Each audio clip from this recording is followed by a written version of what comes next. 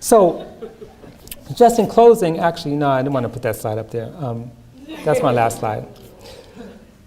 So just to close, to quote Cedric Robinson's friend and colleague, the late Otis Madison, he said, and you can write this down, the purpose of racism is to control the behavior of white people, not black people. And you can extend that, say black, brown, other people. For blacks, guns and tanks are sufficient. Okay? So the purpose of racism is to control the behavior of white people, not black people. For blacks, guns and tanks are sufficient. In other words, racism, not anti-racism, constitutes the identity politics that helped seal Trump's victory. The alt-right raises a Nazi salute.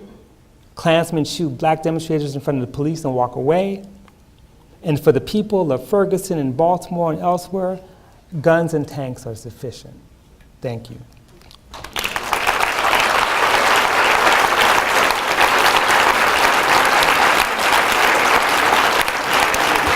I wanted to make sure that I heard you correctly. So you said that racism was made to control blacks. Is that what you said? No, I said the opposite, actually. I'll repeat it because I know this is going to be on your exam. So I want to get the quote right because one of my favorite quotes is from Otis Madison. He says, the purpose of racism is to control the behavior of white people.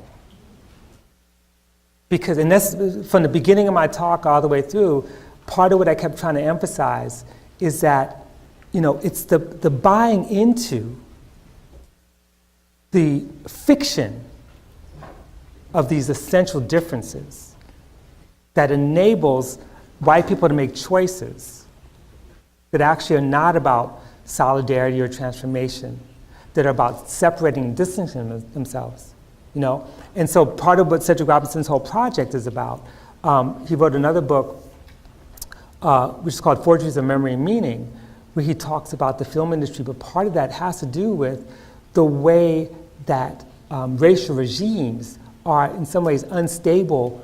They're based on fictions, they're based on mythologies, and that they hide those stories. They're based on a kind of unstable assembly, right?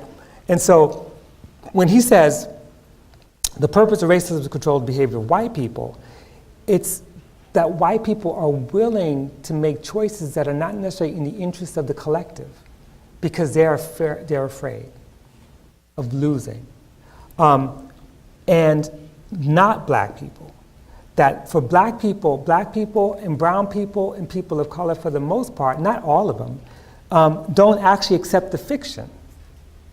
They don't really accept that they're inferior or second class or that they have to go to certain schools because they can't compete with others.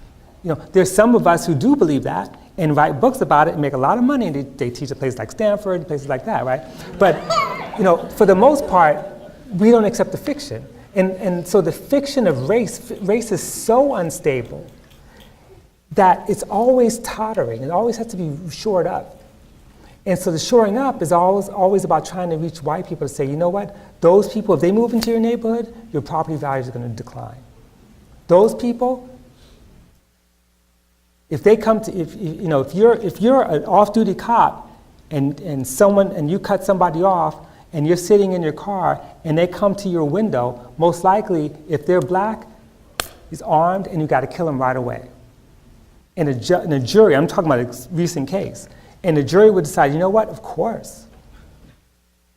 And the dude got off, right? So that's the point, that in fact, racism is in some ways about controlling behavior of those who are told somehow that they are normal, if not superior, and all the rest are driven by other things. So therefore, when he says that racism is not for black people, he doesn't say that racism is not for black people. He's saying that state violence is another means to control.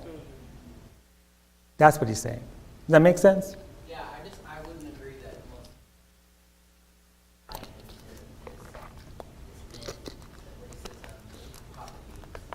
mean, whether you have a black, you don't black professionals to get your service. Have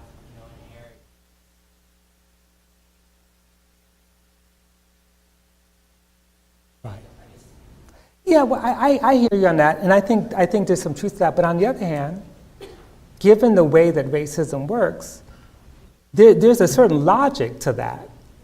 Yeah. That certain people may not have the same educational background or the same tools or the same resources as other people, right?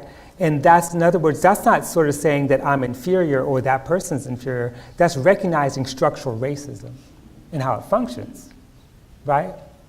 So I'm not saying that there, in fact, the fact that there are people who do buy into that, Kevin Orr, or Darnell earlier, two examples of people who see themselves as race men, who see themselves as essentially Democrats, they're not even conservatives. I mean, they also see that, like a lot of people in our community, and Bill Cosby was like himself a mouthpiece for this, that, yeah, we're killing ourselves, we're undermining our own situation. Sure, I agree with you on that. The problem is that when it comes time, in times of crisis, to recognize injustice, who is the ones in the street? Who's in the street, right? Meaning, who's in the street? Who's basically resisting police, right? Who is in the street, and why are they in the street? Well, part of they're in the street because, and what are they dealing with? And part of the point is that for those kinds of oppositions and rebellions, they end up getting state violence in a way that other people don't, right? That they don't. There's a certain kind of complacency that much of those who are not victims of day-to-day state violence, let alone the spectacular forms, don't have to deal with the police. Don't have to deal with these kinds of day-to-day inequalities because it's taken as common sense. So at some point, and this is Cedric Robinson's whole point, is that the fictions are so weak that even at some point they become revealed. Even if you believe them, there are moments of revelation, which means that they have to continually change. And that's why there's no such thing as a fixed racial ideology, a fixed system of white supremacy that just is unchanging. It's always being reproduced, being fixed, being repaired, because it has so many holes. And that's part of the issue. I know someone had their hand up. Who else? One more.